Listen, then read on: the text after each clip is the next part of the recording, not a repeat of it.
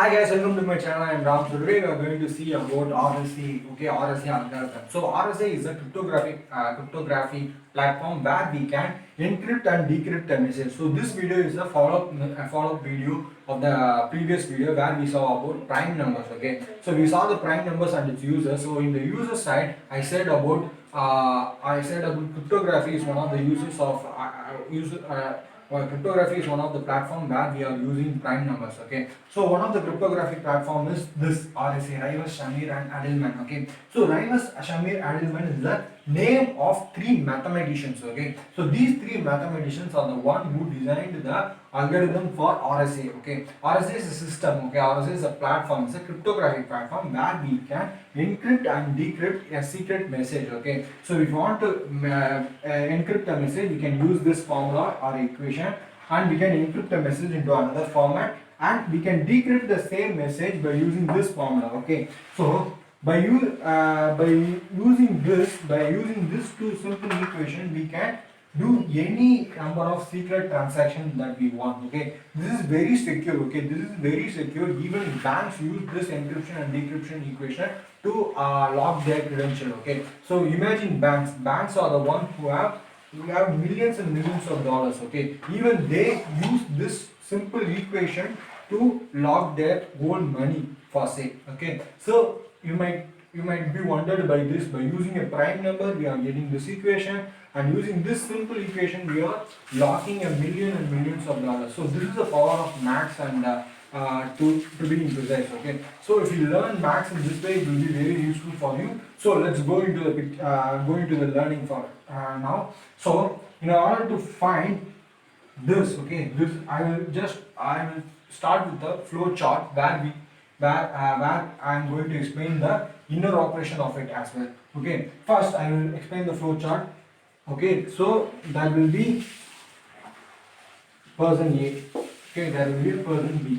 Okay, I will give a key to them. Okay, I will give a key to that is a public key to everyone who wants to send me a secret message. Okay, I'm going to give a public key. Okay, public key here is nothing but E. Okay, I'm going to say the public key as E. Okay, this is the public key. Okay, I'm going to call public key as E, and I'm going to send this public key to everyone who wants to send secret message to me. It can be account number, it can be a secret message or anything. Okay, so they can send me their secret message by using this public key and encrypting it. Okay, I'm going to use this public key to encrypt a message. They will use this public key to encrypt a message, and they will send a message to me. Okay, they will send a message to me. Okay, they will send a message to me by using this public key and encrypt it, and they will send that message to me. Okay, they will send the message to me, and I will have a separate private key. Okay, I will have a separate private key. The private key is called D. Okay, then I will have a separate private key that is called D, and I will use that private key to decrypt the encrypted message. So they will encrypt that message and they will send to me by using the public key. I will use the private key to decrypt that message, and I will get the original message, that is the secret message to me. I will get the secret message. Okay, this is the simple way how this works. Okay, this is a flow chart of how this whole RSA token works. Okay, so there is a public key which is nothing but E. There is a private key which is nothing but D. Okay, so these two keys are primarily derived by me. Okay, and the person A or me. Okay, so I am going to derive these two keys. Okay, so because in order to keep these keys secret, and I am the one who are going to design these keys. Okay, I am the one who is going to design these keys, and I am going to give the public key to everyone to send secret messages to me. Okay, so what I am going to do, I am going to create two keys. Okay, one is private and one is a public. Okay, so in order to create keys, I am going to take two prime numbers. Let's say P and Q.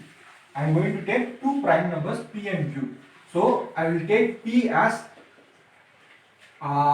3 and Q. Sorry, I will take let's start with the small numbers first, because this will be become tough if we take big numbers without calculators. Okay, so let's start with small numbers for understanding, then we will go to big numbers using calculators and computers. Okay, for understand purposes I am going to use small numbers. Okay, so I am going to take two small prime numbers, that is p is equal to 2 and q is equal to 5. Okay, I am going to take two small numbers and I am going to multiply this. Okay, so n is equal to p into q, which is nothing but 10.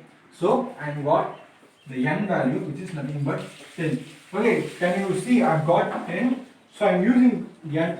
Okay, I got n, I'm using n in the algorithm which is used to encrypt and decrypt. That's why I'm using these things to find the values which I needed to encrypt and decrypt the message. Okay, so I found 10. Then I'm going to find something called totient. Okay, totient of n, that is totient of n. So this is found by a formula. So this formula is p minus 1 q minus 1. Okay, this is the formula to find totient. Okay, so what is p? 2, 5. Okay, q is 5. So 1 into 4, this is nothing but 4. Totient is totient of 10, that is n is 10. So totient of 10 is 4.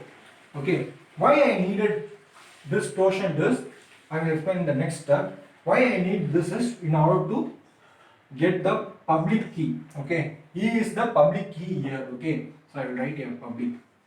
So this is the public key which I am going to send to everyone. Okay, so here the public key. Okay, so public key I have to satisfy two conditions. Okay, the first condition, it should be a number which is between e to phi of n. So here phi of n is 4. So it should be a number between 1 to 4. Okay, it should be a number in between that. Okay. Then the second condition is it should be a co-prime. It should be a co-prime of phi of n. So it should be a co-prime of 4. In this case, it is 4. Okay. So it should be a co-prime of 4. These are the two conditions it should satisfy. Okay. So I am going to take 3. Okay. Because 1 is a number, 3 is a number between 1 and 4. Okay. Here the quotient n is 4. So 3 is a number between 1 and 4. So I satisfied the first condition. What is the second condition is, it should be co-prime of phi of n. What is co-prime? Co-prime is if you say two numbers are co-prime to each other, then it should be then the common factors of those two numbers should only be 1. Okay, if I am saying 3 and 4 are co-prime to each other, then it means that so there will be factors for 3 and 4 as well, right? So for the what is the factor of 3, which is nothing but 1 comma 3. What is the factor of 4? 1 comma 2 comma 4. Okay, these are the factors of 4 and these are the factors of 3. Okay, so there should be only one as their common factor. Okay, there should be only one in the sense the numeric one. Okay, only one should be the common factor. Okay, here one is the common factor here. So this is 3 and 4 are co-prime to each other. Let's take another number like 9 and 4. Okay, let's take 9 and 4, or for say let's take 11. Okay, 11 can be written as 1 into 11. Okay, so the factors are 1 comma 11. Okay, then how I can write 4? What are the factors of 4? Factors of 4 is 1, 2 and 4. What is the only common factor here is 1. So we can say that 11 and 4 are co-prime to each other. So we can say that 11 and 4 are co-prime to each other. This is the meaning of co-prime. Okay, so what 3 and 4 are co-prime to each other, so I can take 3. So 3 is a number which is between 1 and 4, and it is also the co-prime of 4. Okay, so I can take E as 4. So I will write over here E is equal to 4. This is the public key which I am going to which I'm going to send to anyone who wants to send me a wants to send me a secret message. So I derived E, okay, the public key which I'm going to use to encrypt any message, okay. Then I'm going to, now I found the public key. Now I want to find the private key as well.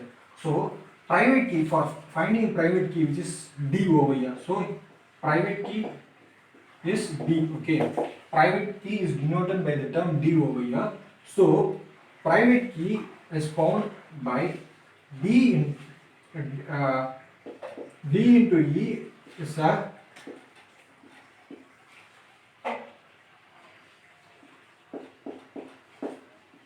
phi of n, okay. So this is the formula to find D, okay. D into E is a 1 is equal to 1 mod phi of n, okay. This means that if we multiply D and E and divide by mod phi of n, we will be having a remainder of 1. For example, if let's say the D be 2 and E be 5, okay. Then if we multiply this, we will get 10, okay. Then it should be like 1 plus 9, okay. It should be like 1 plus 9, where 9 is a divisible of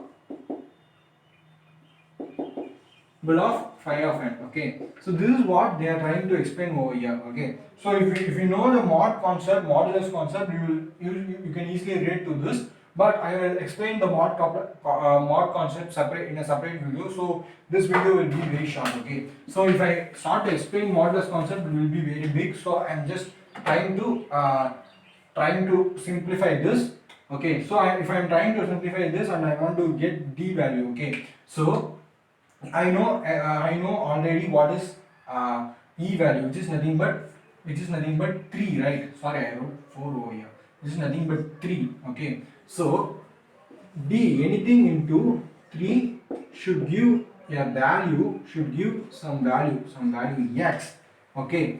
That should be written as 1 plus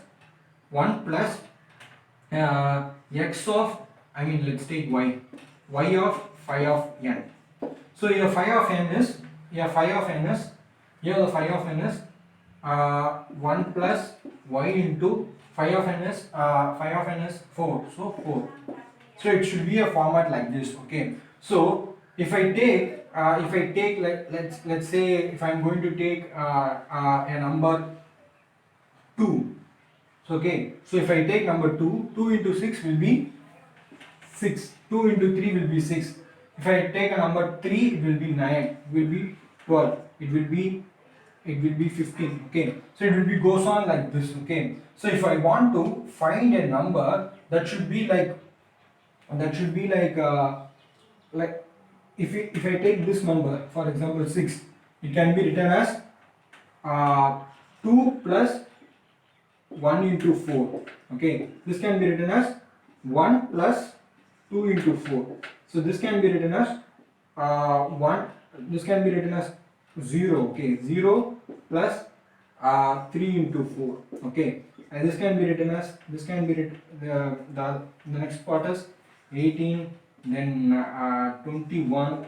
So goes like this, right? So I can write this 15 as what I can write 12, right? 12, then 3 plus 3 into 4. Then I can write this 2 plus 4 into 4. This I can write 1 plus 5 into 4. Okay. So in order to satisfy this, there are two equations. Okay. There are two equations where we can use D as 3 and here the D as 7. We can use D any of these two numbers. This goes on, right? So it can be this value, this equation can be repeated for n number of times. Okay. So I can take 3 or 7 or the next possible value which I can take as D. Okay. Here I am going to take 7 or 3. Okay. This is my wish. I am going to take 7. Okay. So I am going to take it as 7. So I am going to take as 7. So I will get 7 into 3, it will be 21, which can be written as 1 plus 5 into 4. Okay, so I have found the value for D. Okay, D can, if I take D as 7, it can satisfy the condition. That is, this is the condition which need to be satisfied. If I multiply D into E, then it should be 1 mod phi of n. Okay, so this is how I got the value D. So D is the private key, which should be private and it should not be given to anyone. So I got the D value. So these are the values which I needed to encrypt and decrypt the message. Okay, so by using two simple prime numbers, I got the public key and as well as the private key. Okay, so I got the public key and as well as the private key. So now I am going to encrypt a message. Okay, let's say the message is going to be a simple message like C. Okay, C is the secret password. Okay, C is the secret password, and I am going to change this C as 3 because alphabetically A, B, C. So, okay, so I am going to change this message as 3. So this is the message, actual message I am going to send. Okay, this is the actual message I am going to send. Okay, this is the password which should be secret. Okay, so I have to send this message. I have to use the public key which I got from someone who sent me the public key, that is E. Okay, so I am going to encrypt this message. So I am going to encrypt this message. Okay, encrypt this message by using E and N. N is also a part of the public key which is sent along with this. Okay, so I will be using E and N to encrypt the message. So what is the encryption formula over here? So encryption is nothing but message to the power E mod N. Okay, here we know the value. Okay, we know the value. So the B person is going to use the value 3 and 10 to encrypt this message. So he will encrypt this message, that is 3 to the power 3, then mod phi of n. Mod n is nothing but 10. Okay, mod 10. So by encrypting this, what you will get 3 to the power 3. So I will write closer. So 3 to the power 3, which is nothing but 3 3s are 9, 9 3s are 27. 27 mod 10, right? So what is the 27 mod 10? Which is nothing but 7. So the encrypted message is 7. Okay, but the actual message is 3 right here. Okay, but the message which he got encrypted is 7, and he will send this 7 to me. Okay, he will send this message 7 to me. Okay, I will have the private key with me, that is 7. I will use the private key, which is nothing but 7, to find the actual message. So what is the actual message? How I can find the actual message? By using this formula. This is used to decrypt. Okay, so decrypting. So by decrypting, what I mean is I am going to use C. C is nothing but the message which is decrypted. I mean encrypted. Okay, so the encrypted message is 7, right? So I will write over here. The encrypted message which I got from the other person, that is the third person, is 7. So I will write 7. Okay.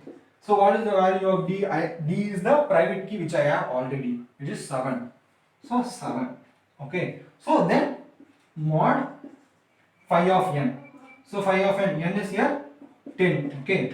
So we can calculate 7 to the power 7. So what is the 7 to the power 7? I have calculated by using calculator, which is nothing but 3, 8, 2, 3, 5, 43. Okay. This is the value when we multiply 7 to the power 7. Okay. So when we multiply this, we will get 823 543. Okay, this is the number we will get when we multiply 7 to the power 7. Okay, so then when we are using mod, we will get 3.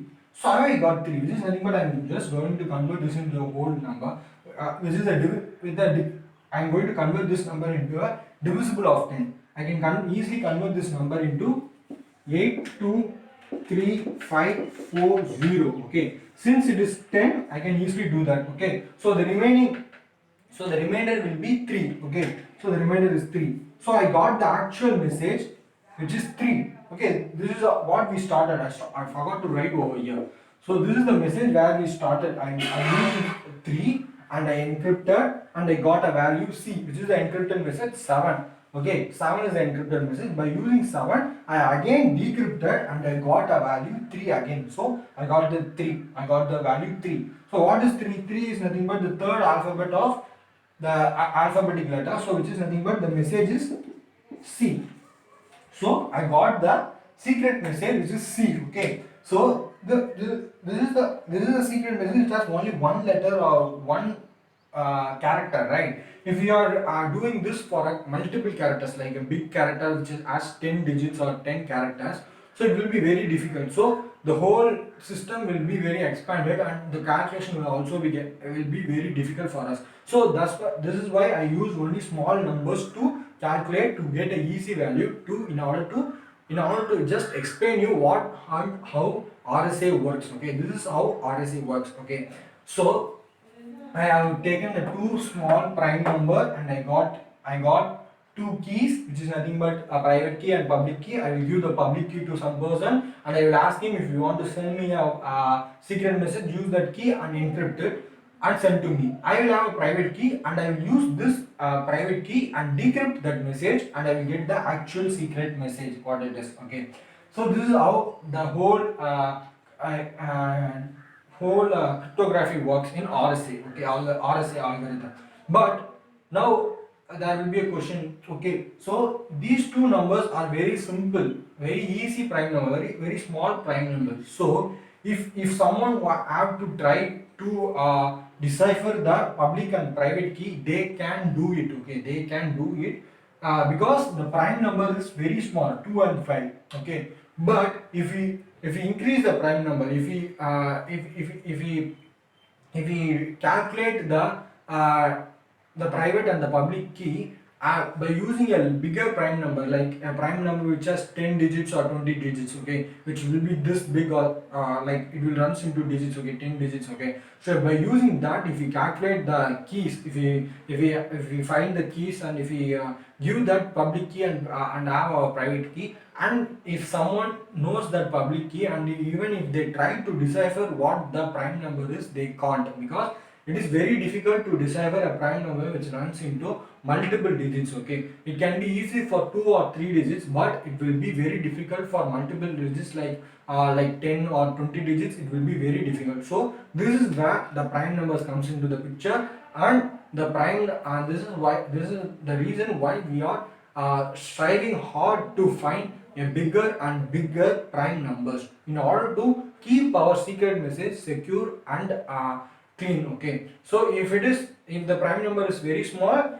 that message can be encrypted and decrypted by anyone. They can easily find out the key, and they can easily find out our secret pin codes, passwords, etc, etc. So if the prime number is big, it is very difficult for them to find what the public and private key is, and it will be very difficult for them to find the actual password is. So this is where prime numbers comes into picture. Okay, so I hope this video is informative, and I hope I have reasonably explained you the RSA concept in a detailed manner. So I have just left out with the modulus concept. Okay, so I will explain the modulus concept in a separate video if you don't understand that modulus concept yet. So I will explain that in the upcoming video. So if you want to be notified with that, please subscribe my channel and press the bell icon so that you can learn about the modulus concept as well.